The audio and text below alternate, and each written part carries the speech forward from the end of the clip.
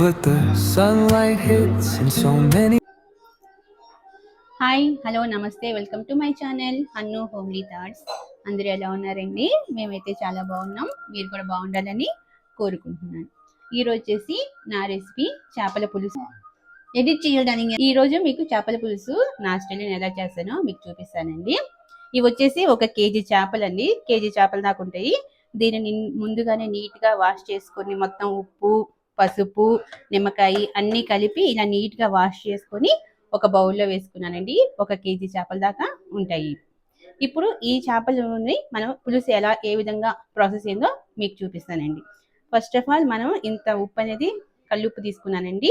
కల్లుప్పు వేస్తే చేపలు బాగా టేస్ట్గా ఉండేది. సాల్ట్ కన్నా కల్లుప్పే యూజ్ చేయడానికి ట్రై చేయండి. ఇట్లాగా మొత్తం ఒక 3 స్పూన్స్ దాకా ఉందండి. ఈ స్పూన్స్ ఒక 3 స్పూన్స్ వేసుకున్నానండి ఉప్పు. మీ టేస్ట్ తగ్గట్టు పులుసు ఉడికినాక కొంచెం చూసుకొని తక్కువైనా మనం యాడ్ చేసుకోవచ్చు. ఎక్కువైతే బాగోదు కదండి, చూసుకొని మనం యాడ్ చేసుకుందాం. అండ్ కారం కూడా ఒక 3 స్పూన్లు దాకా వేసుకుంటున్నానండి. మీరు కొంచెం కారం ఎక్కువ తింటే కారం కొంచెం యాడ్ చేసుకోవచ్చు. నేనైతే ఇక్కడ ప్రస్తుతానికి 3 స్పూన్లు యాడ్ చేసుకుంటున్నాను. అండ్ పసుపు కూడా అండి, పసుపు కూడా 1 స్పూన్ యాడ్ చేసుకున్నానండి. అండ్ ఇప్పుడు దీంట్లోకి కొంచెం ఆయిల్ కూడా యాడ్ చేసుకుందాం. శనగ నూనె వాడితే చాలా బాగుంటుందండి కర్రీ టేస్టీగా.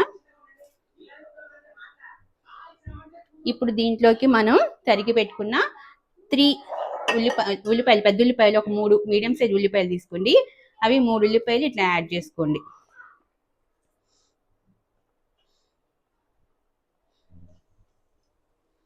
అండ్ పచ్చిమిరపకాయలు కూడా నేను 6 పచ్చిమిరపకాయలు తీసుకున్నానండి. ఇవి కొంచెం మీడియం స్పైసీగా ఉంటాయి, మరీ ఎక్కువ స్పైసీగా ఏముండవు. సో నేను ఒక 6 తీసుకున్నానండి. కారం తక్కువ ఉంటే 10 పచ్చిమిరపకాయల దాకా మనం తీసుకోవచ్చు అనమాట.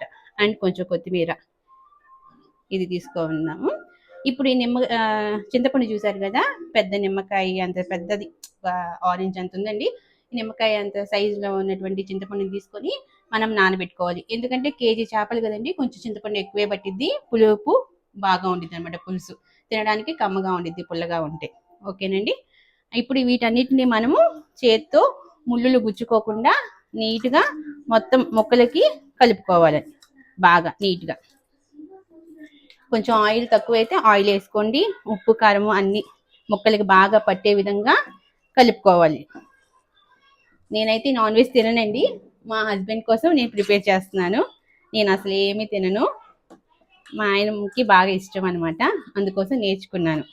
నా స్టైల్లో నేను మా అమ్మగారు చెప్పిన విధంగా చేపల పులుసుని ఈ విధంగా చేసుకుంటూ ఉంటాము. ఇప్పుడు ఇదంతా ముక్కలకి బట్టి ఒక 10 నిమిషాలు మీకు టైం ఉంటే కనుక పక్కన పెట్టుకోండి. 10 నిమిషాలు అయిన తర్వాత డైరెక్ట్గా మనం స్టవ్ మీద పెట్టేసుకొని సన్న మంటలో వీటిని మగ్గించినాక ఒక 10 నిమిషాలు అయినాక పులుసు పోసుకోవాలి. అది కూడా నేను మీకు ప్రాసెస్ అనేది చూపిస్తానండి.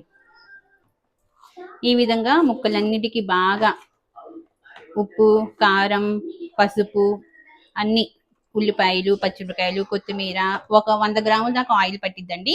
ఆయిల్ అన్ని కలిపి నీట్గా ముక్కలకి బాగా ముళ్ళు లేకుండా గుచ్చుకోకుండా నీట్గా కలుపుకోండి. బాగా గుచ్చుకుంటాయి ముళ్ళు. ఇలా నీట్గా కలుపుకొని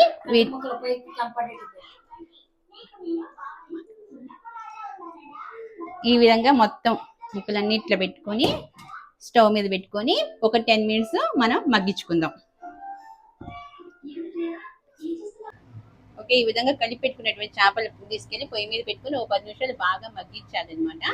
మగ్గిస్తున్నప్పుడు చూసారు నేను ఒక 10 మినిట్స్ పెట్టానండి. బాగా మధ్య మధ్యలో మనం చేపలను ఈ విధంగా కలుపుకుంటూ ఉంటే ముక్కలన్నిటికీ ఉప్పు కారం అనేది సమంగా పట్టిద్ది అనమాట. ఒక 10 మినిట్స్ మగ్గినాక ఇట్లా ఆయిల్ పైకి వచ్చి బాగా ఉడుకుతూ ఉంటాయండి. మీరు చూస్తున్నారు కదా, ఆ విధంగా ఉడుకుతున్నప్పుడు గట్టిగా ఒక 10 నిమిషాలు పెట్టుకోండి.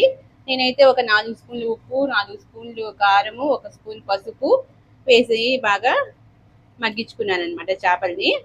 ఇప్పుడు దీంట్లోకి మనము పులుసుని యాడ్ చేసుకుందాం.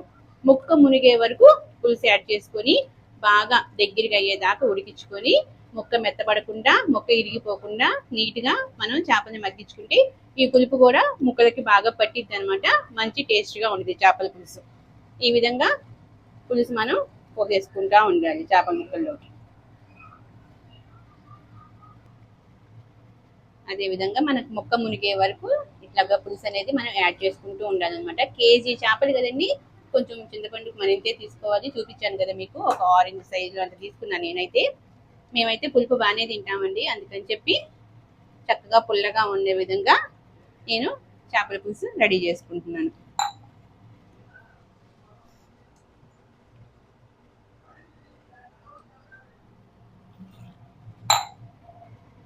సిమ్లో పెట్టుకొని బాగా ఉడికించుకుంటే మనకి చేపల పులుసు మంచి టేస్ట్గా ఉండిద్దండి. హైలో పెట్టేసుకుంటే ముక్కలకి అనేది ఉప్పు, కారం, పసుపు, పులుపు అవి పట్టం అనమాట. అందుకని చిన్నగా సిమ్లో పెట్టుకొని బాగా ఉడికించుకోవాలి. ఈ విధంగా బాగా ముక్క మునిగే వరకు పులుసు పోసుకోవాలండి. మొత్తం మగ్గిపోయినాక చేపలు అనేది దగ్గరగా అయిపోయింది. మీకు అది కూడా నేను చూపిస్తాను. ఈ విధంగా పులుసు పోసినాక ముక్కలన్నీ కలిపే విధంగా ఇట్లాగా గరిటె పెట్టకూడదండి. గరిటె పెట్టకపోతే ముక్క ఇరిగిపోయింది అనమాట. అందుకని గరిటె పెట్టకుండా చిన్నగా ముక్కలన్నిటికీ పులుసు, ఉప్పు, కారం స్ప్రెడ్ అయ్యే విధంగా కలుపుకోవాలి. నేను చిన్న పొయ్యి మీద పెట్టుకొని మగ్గించుకుంటున్నాను అనమాట చేపల పులుసుని. ఈ విధంగా పులుసు పోసినాక కొంచెం కొత్తిమీర యాడ్ చేసుకుందాం. ఒక 5 నిమిషాలు ముక్కలు బాగా ఉడుకుతున్నప్పుడు అల్లం వెల్లుల్లి పేస్ట్ కూడా యాడ్ చేసుకుంటానండి. అది కూడా మీకు చూపిస్తాను.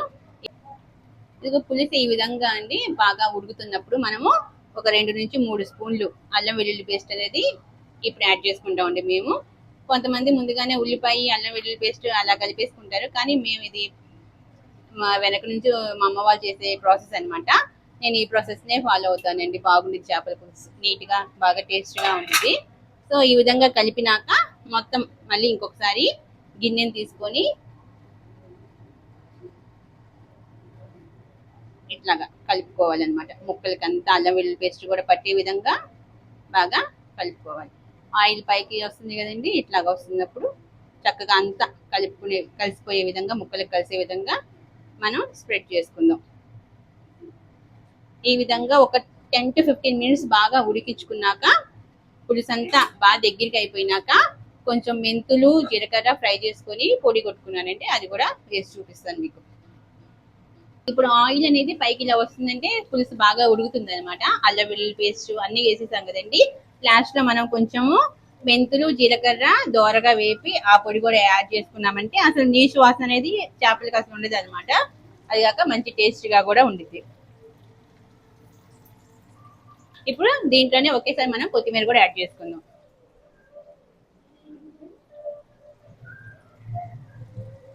మీరు చేపల కూర ఏ విధంగా ట్రై చేస్తారో, మీరు ఏ పద్ధతిని ఫాలో అవుతారో నాతో కామెంట్ సెక్షన్ లో షేర్ చేసుకోండి. అండ్ నా చేపల పులుసులో ఎట్లాంటి మిస్టేక్స్ అనే ఉన్నా, ఏమైనా మిస్ చేసినా కూడా నాతో షేర్ చేసుకోండి. మీరు ఏమేమి ఇంగ్రీడియంట్స్ యాడ్ చేస్తారో కూడా కామెంట్ రూపంలో నాతో షేర్ చేసుకోండి.